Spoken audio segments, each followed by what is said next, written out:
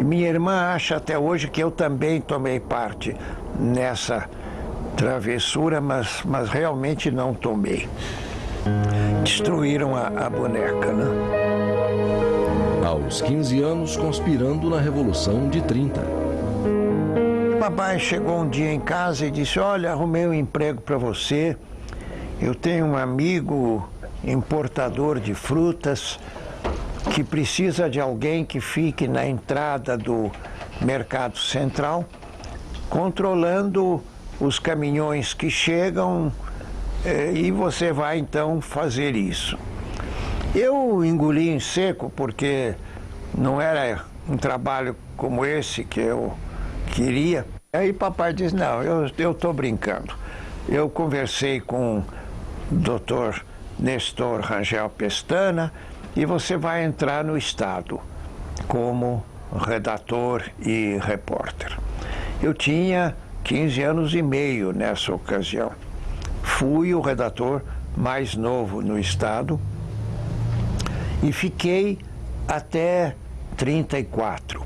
E no Estado predominava a presença de oposição e de gente do Partido Democrático conspirando para a Revolução de 30. Então, eu era chamado na sala do Dr. Júlio Mesquita Filho, para transmitir as mensagens e instruções da Revolução para o Rio, onde o Vivaldo Quaraci, que assinava VCY, os artigos, era diretor da sucursal. E eu tinha que transmitir as mensagens em inglês para driblar a censura, porque a censura era de escuta e os censores só falavam francês. De modo que a gente vê que era outro Brasil, né? Eu, um menino com 15 anos e pouco, estava tomando parte na formulação da Revolução. Todos eram de oposição, em casa também. Então, quando o Getúlio entrou, foi uma festa, uma coisa, manifestações incríveis de entusiasmo, de aplauso, e que depois mudou muito. O Getúlio ficou sendo objeto de grande crítica em São Paulo, que em boa parte foi injusta. Na Faculdade de Direito, os comunistas, os integralistas e a bucha. Na FAD havia muitos integralistas e muitos comunistas ou simpatizantes do comunismo, que era o meu caso era uma simpatia, mas não uma participação partidária. Era mais no sentido de que a gente estava acordando para os problemas sociais e para a necessidade de mudar a sociedade. E aí, quem quisesse mudar, falasse em mudar a sociedade, era marcado como comunista. Eu acho que não entrei no Partido Comunista naquela época porque eu sempre fui muito individualista e a ideia de disciplina partidária me horrorizava. Me convidaram para uma reunião em que eu devia me comprometer a manter segredo absoluto. E eu fui, e era a reunião da chamada Bucha, a Burschenschaft, que era uma sociedade de apoio mútuo que tinha sido formada no século XIX, por volta de 1830, pelo Júlio Frank. Era uma sociedade de apoio mútuo, não era maçonaria, mas era apoio mútuo mesmo, e que fazia coisas muito parecidas com a maçonaria, porque a política brasileira era dominada por membros da Bucha. Quem denunciou a Bucha com com muita energia foi o Paulo Duarte em 24. Mas naquele tempo, os presidentes da República eram da bucha, os cargos no Judiciário, os cargos no Congresso eram determinados pela bucha, e eu estava sendo convidado, e até com promessas mirabolantes. Eu iria dirigir um jornal, mas eu queria saber quem é que comandava, com quem é que eu ia lidar.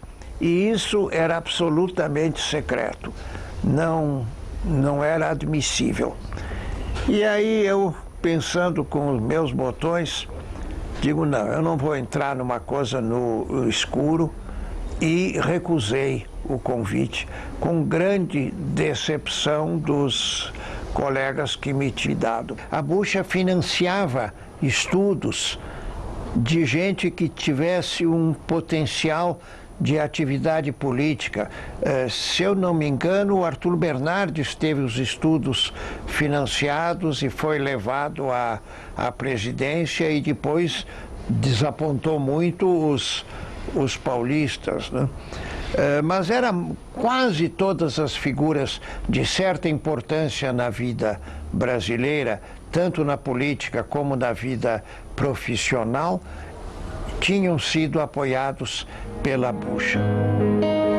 A decepção com Jânio, com os militares e com os oportunistas.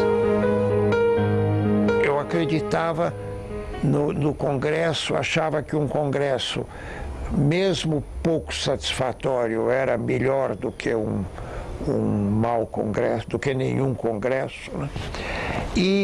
Mas eu recebi o regime militar com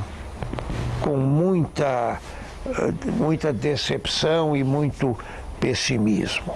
O Jânio foi um triste acidente de percurso na vida brasileira. Mas, enfim, havia situações a corrigir.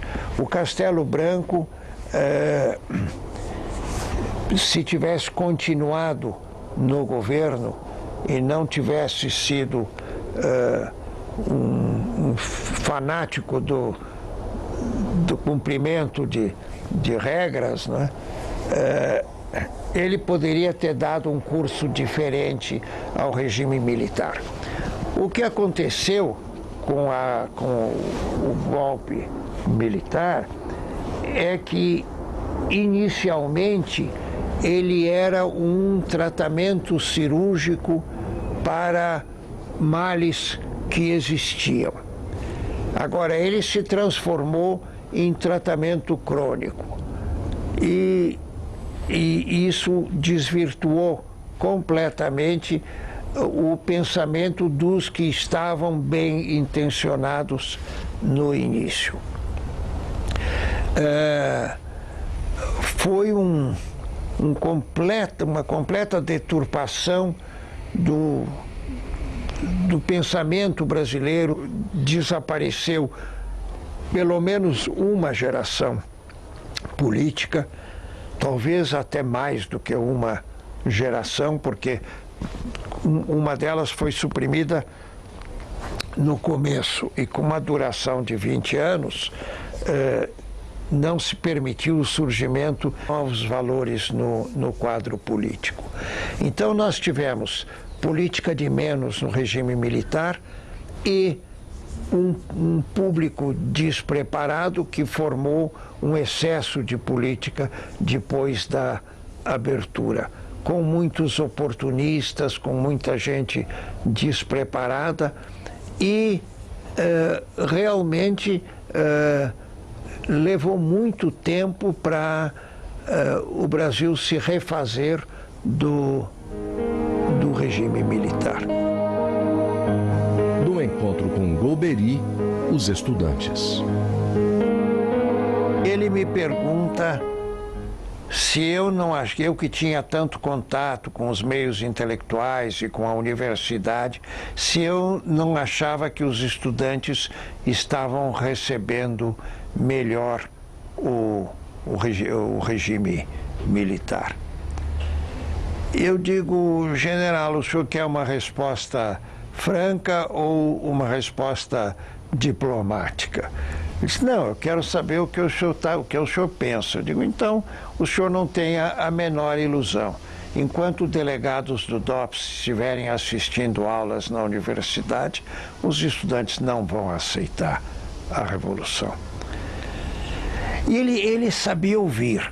E aí ele me fala de uma greve de estudantes em Brasília, uma greve, tinha 100 estudantes tinham sido presos por uma greve anunciada aí em Brasília e que ele tinha mandado soltar. Digo, então o senhor teve uma posição liberal, né? Disse, não, liberal coisa nenhuma. Eu achava que um secretário de segurança que precisava prender 100 estudantes para saber quem era responsável pela greve era incompetente. Na Secretaria de Cultura de São Paulo, pela abertura política. Eu consultei vários amigos, a família foi contra eu aceitar e que me disse que, especialmente Antônio Cândido, você deve aceitar porque se quem quer a abertura recusa os cargos vão ser ocupados por quem não quer a abertura. E eu tenho certeza que se você aceitar, você também deixará o cargo no momento em que achar que não dá para continuar. E aí então eu resolvi aceitar e disse ao Paulo Egídio que aceitaria com uma condição, que se não houve abertura eu sairia. O primeiro teste, um convite a Vladimir Herzog. A TV Cultura ficou subordinada à secretaria e precisava de um diretor jornalístico. Havia muita gente querendo ser, mas que eu via com gente muito ligada ao regime, né? E recebi o currículo do Herzog, que eu não conhecia pessoalmente, e era um currículo excelente, e eu recomendei ao Paulo Egídio. Eu precisava, na ocasião, do acordo do SNI, né? Liguei para o chefe do SNI dizendo, olha, eu estou querendo indicar o senhor Vladimir Herzog para o jornalismo. O senhor tem alguma objeção? Ele disse, eu lhe telefono daqui a meia hora. Telefonou e disse, olha, não, pode indicar, ele teve na mocidade algumas veleidades assim de esquerdismo, mas nada de sério, não tenho objeção. Tinha ido aos Estados Unidos para um outro seminário e quando eu voltei o Paulo Egídio me diz, olha, parece que está havendo problema aí com o Herzog, você veja isso porque eu não quero problema nessa área. Eu então telefonei para o chefe do SNI, queria saber o que há de problema. Não, eu acho que ele está muito mal orientado, porque imagina, logo no dia que ele assumiu, ele põe no ar um programa sobre o Ho Chi Minh. E ele faz comentários, quando morre um terrorista ele dá uma ênfase, quando morre um policial ele passa por cima aí sem dar grande importância, etc. Eu digo, olha, é claro que o programa sobre o Ho Chi Minh já tinha sido feito pelo antecessor, ele não podia, no dia em que ele assumiu, fazer esse programa. Agora, o senhor diz que ele está mal orientado, eu tenho que lhe dizer que ele não está sendo orientado, ele é um profissional. Aí ele disse, bom, eu não estou pedindo que ele seja afastado, isso depende do grau de risco que o senhor queira assumir. Digo, olha, eu não tenho medo de assumir risco, mas no caso do Herzog, ele está trabalhando num órgão de administração indireta. O senhor gostaria de termos um DIP? Ele disse, não, eu não gostaria não, mas o general até que talvez gostasse, o Ednardo, né? Eu digo, olha, vamos fazer o seguinte, o senhor conversa com o Herzog e o senhor dê a ele a orientação que o senhor acha que ele deve ter. Se ele aceitar e depois não cumprir, aí a situação é outra. Aí eu estaria até de acordo em afastá-lo. Mas o senhor dá a orientação e vamos ver o que acontece. Ele conversou com o Herzog e me telefonou dizendo que estava tudo acertado. Aí passa uns dias, ele me telefona dizendo que achava o programa muito xoxo. Mas o senhor, era o que o senhor queria, né? Que ele se limitasse a dar a informação sem qualquer comentário, né? E no fim, a gente teve nova conversa e ficou combinado que a gente observaria mais um tempo, porque a questão de estar xoxo, se ele achava que ele não devia comentar, dizer o que ele pensa, tem que ser xoxo, né? Não tem por onde. Mas aí ficou combinado que não tomariam nenhuma medida contra ele sem falar comigo e com o Paulo Egídio. E eu fui a um outro seminário no Texas e chegamos lá no domingo, e no domingo eu tive notícia da morte do Herzog na véspera. Aí voltamos imediatamente e eu lhe telefonei para o Paulo dizendo que eu tinha que conversar com ele. Sair ou resistir. Digo, olha, Paulo, está aqui, eu não vou poder continuar, né? Ele disse, bom, dentro do que nós combinamos, você está liberado. Mas se você sair agora, você vai enfraquecer a resistência que tem que ser feita à ala radical dos militares. De modo que você resolve. Se você sai, você enfraquece a resistência. Se você fica, eu não posso garantir nada, porque amanhã podemos estar todos presos ou derrubados. Aí, nessa circunstância, eu digo, bom, então eu fico, porque não dava para sair diante disso. Muita gente não compreendeu como é que eu fiquei naquela ocasião. E o Paulo dizia que acreditava no suicídio. Nós tivemos um jantar em casa da Morim Bicilhar e o Paulo disse mesmo, eu estou convencido que foi suicídio.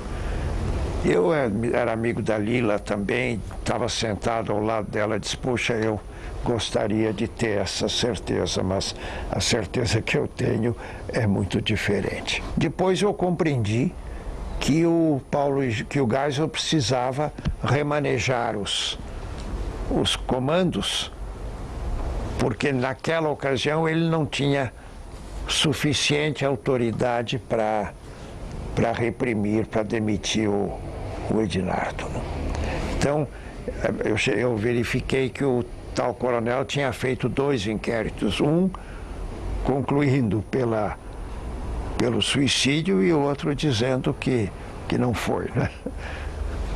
Tanto que, quando morreu o fiel filho, nas mesmas circunstâncias, o Ednardo foi demitido naquela mesma noite sem qualquer inquérito, né? Quer dizer, o inquérito do Herzog tinha valido para isso. Em meio às suas memórias, um vírus inoculado muito cedo, uma patologia.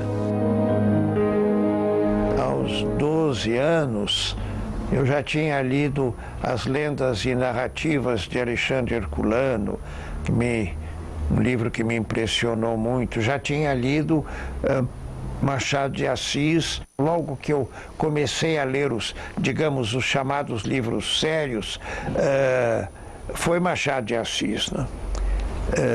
E esse eu continuo até hoje relendo textos. Cada ano eu leio alguma coisa do Machado, ou um romance, ou contos, ou crônicas. Indiscutivelmente ele foi o grande escritor do século XIX. Do século XX, eu diria que o grande escritor foi Guimarães Rosa. Eu comecei a formar a biblioteca em 27. Eu corri os sebos de São Paulo e encontrei uma edição, portanto, discursos sobre a história universal do Bossuet, publicado em Coimbra em 1740. Fiquei fascinado, foi o primeiro livro antigo que eu comprei. Depois eu verifiquei, aprendi que idade não é documento. Há livros antigos que não têm a menor importância e livros modernos bem mais recentes que são não só importantes como texto, mas que são raros, difíceis de encontrar. É um vírus muito especial. Eu costumo dizer que é um vírus que faz a gente sentir bem em vez de fazer sentir mal, e além disso é incurável. De modo que eu continuei com o vírus no organismo pelo resto da vida, e hoje a biblioteca é uma biblioteca que tem 75 anos de formação, tendo dado prazer a vida inteira. Tanto que eu procuro realmente inocular esse vírus no maior número possível de pessoas.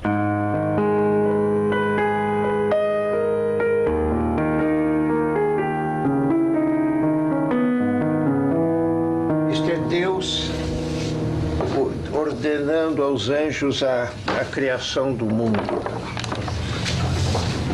E então, como ele mandou criar o mundo, a presunção é que antes não havia nada, né? Então vem a ordem e aqui o vazio, era o caos.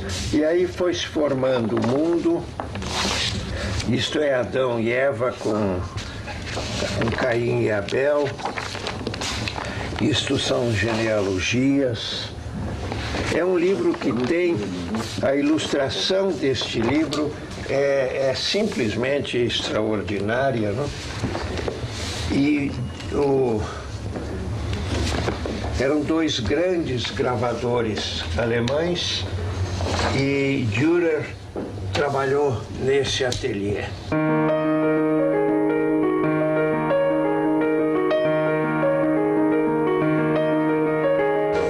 Coisas que eu considero mais importantes da biblioteca é o original do Grande Sertão. Bom, garimpagem é isso.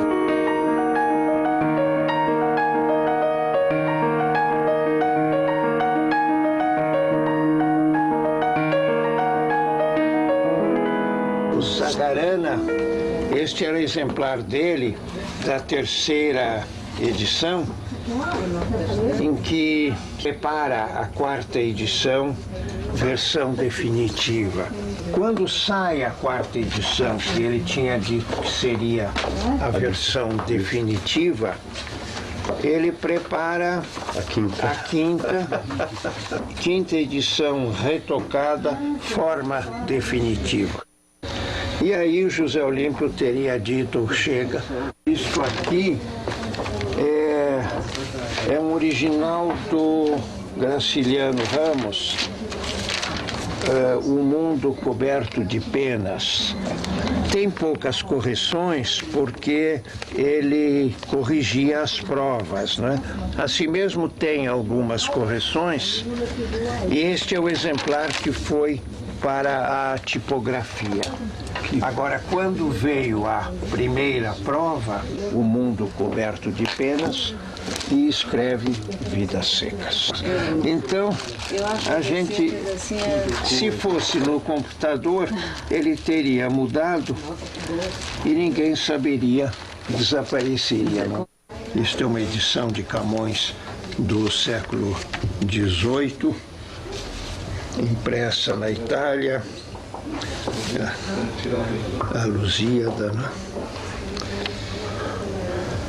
Dom João V. Dom João V, essa é do tempo de Dom João V.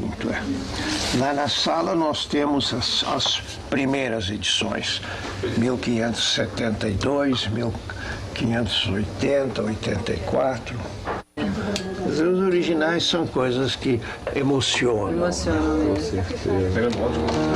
E, aliás, a gente fica se perguntando o que é que dá mais prazer: procurar o livro